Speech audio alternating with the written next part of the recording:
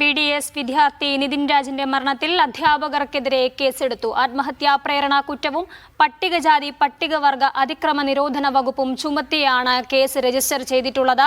Nitin loan ആപ്പിൽ കടമെടുത്തിരുന്നുവെന്നും കോളേജിലെ അധ്യാപികയുടെ phone നമ്പറാണ് ലോൺ ആപ്പിൽ നൽകിയിരുന്നതെന്നും പോലീസ് പറയുന്നുണ്ട്. നിതിനെതിരെ ഈ അധ്യാപിക പോലീസിലും പരാതി നൽകിയിട്ടുണ്ട്. നിതിൻ രാജിന്റെ സഹപാഠികളുടെ മൊഴിയെടുക്കുമെന്നും കണ്ണൂർ സിറ്റി പോലീസ് കമ്മീഷണർ പറഞ്ഞു.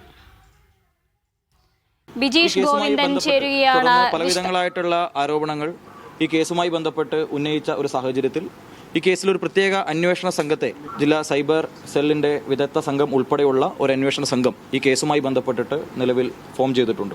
ആത്മഹത്യാ പ്രേരണ കുറ്റം പോലീസ് ആഡ് ചെയ്തിട്ടുണ്ട്. മറ്റ് അനുബന്ധ വകുപ്പുകൾ ഉൾപ്പെടെ SC/ST പ്രിവെൻഷൻ അട്രോസിറ്റീസ് ആക്ട് വകുപ്പിന്റെ സെക്ഷൻസും കൂടെ നിലവിൽ ഈ കേസിലേക്ക് പോലീസ് ആഡ് ചെയ്തിട്ടുണ്ട്. ഇതോടുകൂടി ചേർത്ത് വായിക്കേണ്ട മറ്റൊരു FIR ഇന്ന് സൈബർ പോലീസ് സ്റ്റേഷനിൽ നമ്മൾ രജിസ്റ്റർ ചെയ്തിട്ടുണ്ട്. ഇതൊരു ലോൺ ആപ്പുമായി ബന്ധപ്പെട്ടിട്ടുള്ള ഒരു കേസാണ്. ഈ കേസുമായി ബന്ധപ്പെട്ട് നമ്മൾ കൂടുതൽ കാര്യങ്ങൾ അന്വേഷിക്കുന്ന സമയത്ത് ഈ വിദ്യാർത്ഥി കഴിഞ്ഞ ഡിസംബർ ജനുവരി മാസ സമയത്ത് ഒരു ലോൺ ആപ്പിലൂടെ പണം കടമെടുത്തിരുന്നുവെന്നും അതുമായി ബന്ധപ്പെട്ടിട്ട് നിരന്തരമായിട്ടുള്ള ഫോൺ കോളുകൾ ഈ വിദ്യാർത്ഥിക്ക് ലഭിച്ചിട്ടുണ്ട് എന്നും ഫോൺ CDR അനാലിസിസിൽ നിന്നും പോലീസിന് മനസ്സിലാക്കാൻ പറ്റുകയുണ്ടായി. അതിനെ തുടർന്നുള്ള അന്വേഷണത്തിൽ ലോൺ എടുക്കുന്ന സമയത്ത് കോളേജിൽ തന്നെ മറ്റൊരു ടീച്ചറുടെ നമ്പർ ഈ ലോൺ കൊടുത്ത ഏജൻസിക്ക് ലഭിക്കുകയും ആ ടീച്ചറെയും ലോൺ ഡിഫോൾട്ട് ആവുന്ന സമയത്ത് ഡ്യൂ ആവുന്ന സമയത്ത് ഈ ലോൺ ഏജൻസി വിളിക്കുകയും ചെയ്തിട്ടുണ്ട് എന്ന് നമ്മൾ മനസ്സിലാക്കിയിട്ടുണ്ട്. 10-ാം തീയതിയും അത്തരത്തിൽ നിരന്തരമായിട്ടുള്ള കോൾസ് ഈ ടീച്ചറുടെ മൊബൈൽ ഫോണിലേക്ക് വന്നതായിട്ട് നമ്മുടെ സൈബർ അന്വേഷണത്തിലൂടെ നമുക്ക് വ്യക്തമായിട്ടുണ്ട്. ആയതിനെ തുടർന്നിട്ടുള്ള ഒരു മാനസിക സമ്മർദ്ദം കൂടെ ഇതിലേക്ക് നയിച്ചിട്ടുണ്ടാകാം എന്നുള്ളതാണ് അന്വേഷണ സംഘത്തിൻ്റെ പ്രാഥമിക വിലയിരുത്തൽ. ബിജീഷ് ഗോവിന്ദൻ ചേരുകയാണ് വിശദാംശങ്ങളുമായി. ബിജീഷ്, ഇപ്പോൾ നിലവിൽ പോലീസ് കേസ് എടുത്തിട്ടുണ്ട്. പോലീസ് പ്രാഥമിക പരിശോധന കഴിഞ്ഞതിന് ശേഷം പോലീസിന്റെ വിലയിരുത്തൽ എന്താണ്? അതുപോലെ തന്നെയാണ് ഈ ആത്മഹത്യാ പ്രേരണ കുറ്റമാണ് ഇപ്പോൾ ചുമത്തിയിട്ടുള്ളത്. അതിനുള്ളൊരു സാഹചര്യം എന്താണ്?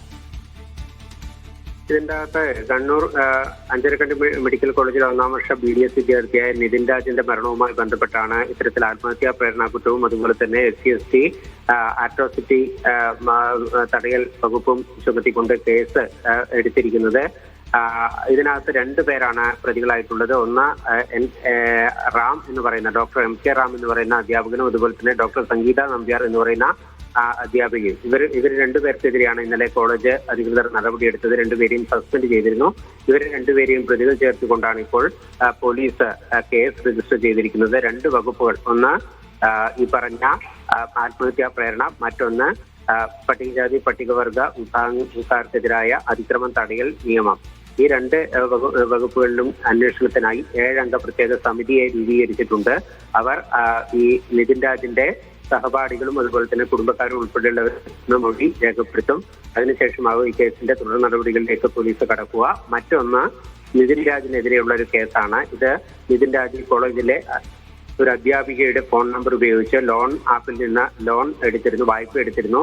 ഇതുമായി ബന്ധപ്പെട്ടുള്ള ഒരു കേസാണ് മറ്റൊന്ന്. അത് അന്വേഷിക്കുന്നതിന് വേണ്ടി സൈബർ വിഭാഗത്തിലുള്ള പോലീസിനെ ഈ പ്രത്യേക അന്വേഷണ സംഘത്തിൽ ഉൾപ്പെടുത്തിയിട്ടുണ്ട്. അവർ കൂടി ഈ അന്വേഷണത്തിന്റെ ഭാഗമാകും.